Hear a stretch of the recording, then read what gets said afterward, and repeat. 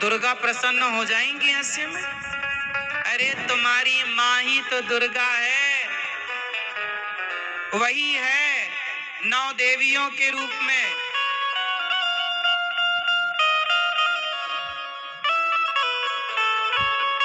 दुर्गा मैया के हाथ कितने हैं? जल्दी से बताओ।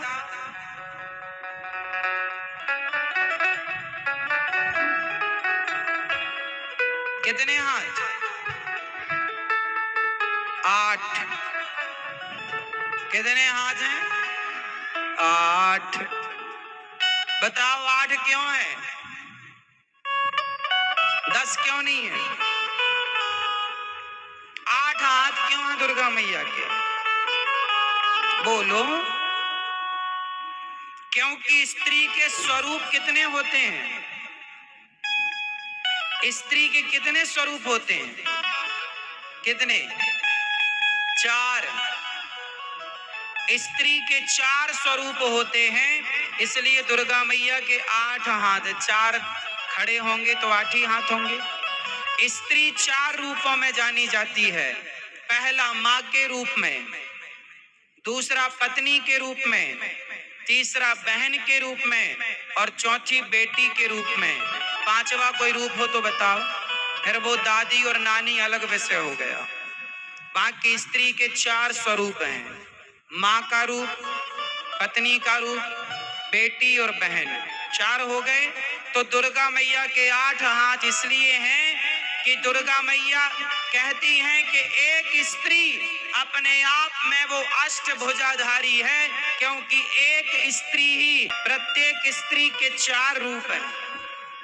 अभी गिना देता हूं।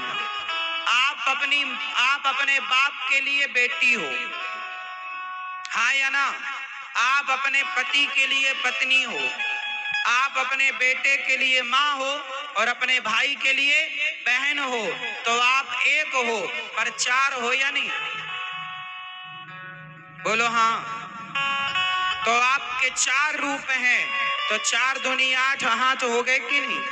तो हर स्त्री अष्टभुजाधारी होती है, मतलब एक समय में 4 अभिनय पूरा करती है स्त्री, 4 लोगों को प्रसन्न करती है स्त्री।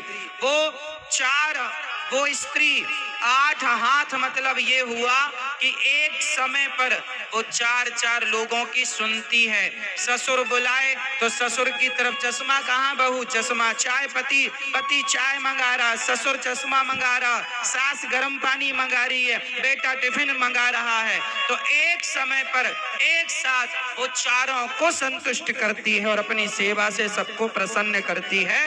8 हाथ वाली आपकी स्त्री है, आपकी माँ है, आपकी बहन और आपकी बेटी, और यही असली दुर्गा है। तुम माटी की जो बनाते हो वो कितनी असली कितनी क्या मैं नहीं जानता, पर मैं तो ये मानता हूँ कि जो आपका सम्मान इतना करो कि दुर्गा माँ प्रसन्न हो जाए आपसे, उसकी इज्जत करो, उसका सम्मान करो, उसको प्रसन्न रखो। घर में मैया प्यासी तड़प रही है और बेटा जय माता दी रटे जा रहा है। माँ भूखी मर रही है और सास भूखी मर रही और बहू वैष्णव देवी की यात्रा में गई है, हाँ या ना? इसलिए बड़े बड़े ज्ञानी कहते हैं, माँ का रुतबा सबसे ऊंचा माँ ही मंदिर। सनावत में कितनी माता जी रखी जाती हैं? 100, अधिक से अधिक 100। आप लोग 50 कह रहे हैं, 50 में अपनी तरफ से कहीं छूट ना जाए इसलिए 50 और। तो सनावत शहर में 100 माता जी रखी जाती हैं पूरे शहर में। लेकिन गौरी गोपाल आश्रम में एक छोटी सी जगह में 272 आप अपनी जो माताएं रखते हो वो केवल 9 दिन के लिए। हमारे यहाँ तो गौरी गोपाल आश्रम में जो माता आ गई, बेटे ने निकाल दिया घर से, तो आजीवन अब उनकी अंतिम सांस तक उन्हें वहीं रखा जाएगा। बताइए किनकी सेवा बड़ी है? आपकी सेवा बड़ी है या गौरी गोपाल आश्रम में जो माताएं हैं वो सेवा बड़ी है? बताओ। के लिए आती है, आपके अंदर श्रद्धा 9 दिन के लिए उफान मारती है। श्रद्धा 9 दिन के लिए ना हो साहब, श्रद्धा ऐसी रखो कि सदा उसका निर्वहन हो सके। और माँ की सेवा करना है तो करो, दुर्गा जी बिठाओ, मनाही नहीं है। लेकिन गौरी गोपाल आश्रम में जो माएँ हैं वो आपकी, हमारी, हम सबकी माएँ हैं। उनकी सेवा करने की जिम्मेदारी हम सबकी है। उनके अपनों ने सताया, उनके अपनों ने भले छोड़ दिया हो, पर आपकी हमारी इंसानियत तो अभी जिंदा है। उनके बच्चों की इंसानियत मर गई तो मर गई, हमारी और आपकी इंसानियत तो जिंदा है। तो हम अपनी इंसानियत का परिचय दें।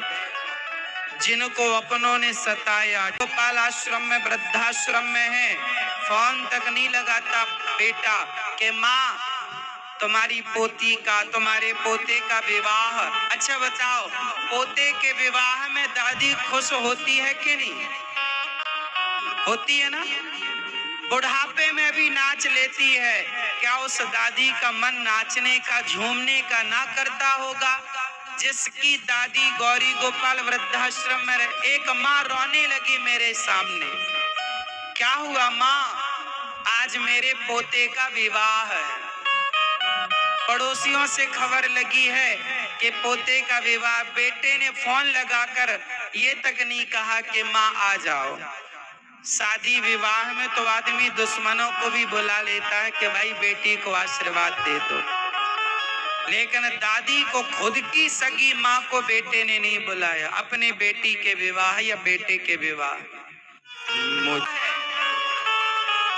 माँ कौन है? माँ ही मंदिर है और माँ ही पूजा है। इसलिए पूजा किसकी करेंगे? काश हमारे देश का बेटा अपनी माँ को दुर्गा मानकर उनकी पूजा करता तो वृद्धाश्रम बनाने की जरूरत ना पड़ती।